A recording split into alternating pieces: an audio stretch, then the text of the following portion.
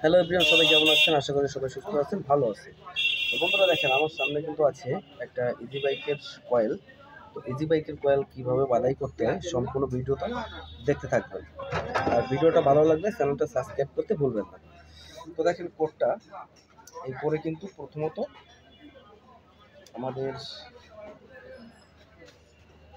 এইভাবে যে কটন টেপটা আছে, কটন টেপটা কিন্তু পেঁচাতে হবে।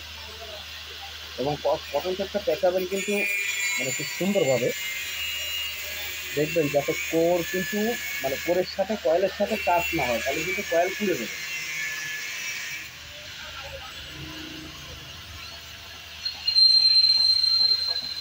এই সাইডে এই কোনাতে কিন্তু একটা বর্ডার করে দিবেন, পুরো করে একটু বর্ডার করে দিবেন, যাতে কোনায় কয়েলটা যখন টাইট দিবেন তখন এই কয়েলটা এই সাইডে এর ভিতরে টাচ না হয়, টাচ হলে কিন্তু ঝামেলা।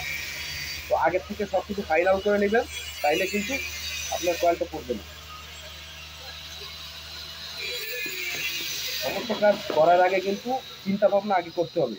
পরিকল্পনার আগে করলে কিন্তু আপনার বিপদটা হবে না, কয়েলটা নষ্ট হবে না।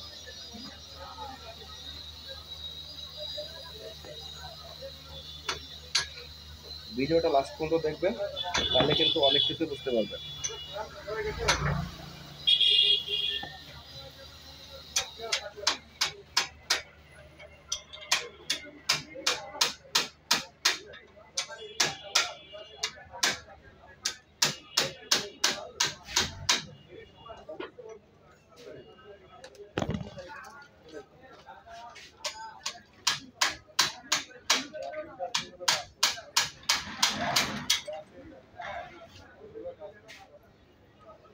আজকের ভিডিওটা কিন্তু একটু লং হয়ে যাবে। দেখেন এখানে কিন্তু কোর বেরিয়ে পড়ছে, দেখছেন কোর, এখানে কিন্তু খুব ভালোভাবে সাপোর্ট দিতে হবে।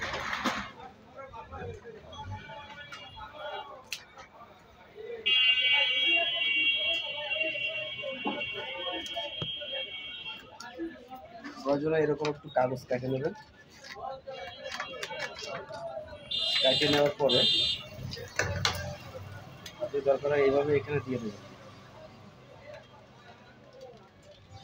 এখানে দিয়ে দেবেন। দেখেন এখানে দিয়ে দিলে কিন্তু একটা সেফটি হয়ে যাচ্ছে, সুন্দর একটা সেফটি হয়ে যাচ্ছে।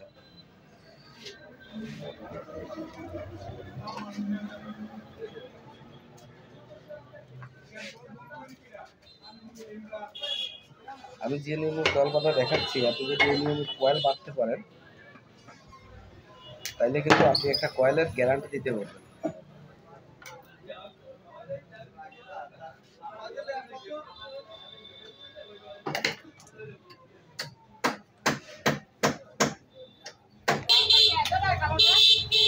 এখানে আমার একটু শর্ট পড়ে গেছে, তো আমি আর একটু কঠিন করে এখানে জুড়ে নিচ্ছি।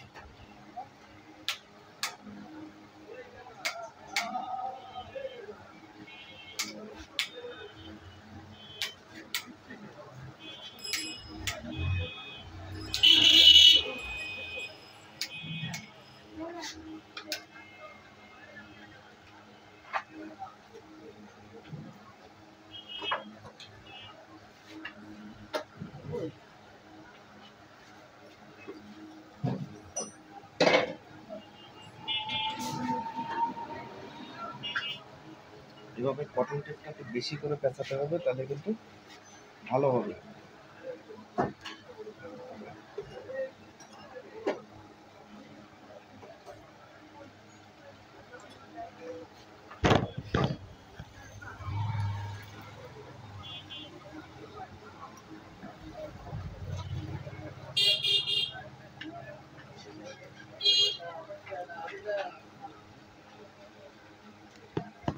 বাকিটা এখানে ঢুকে দিলে আপাতত কাজ শেষ।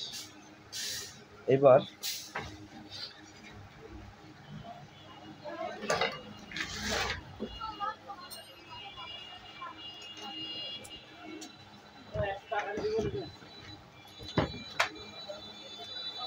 আপনার একটা ইজি বাইকের কয়েলে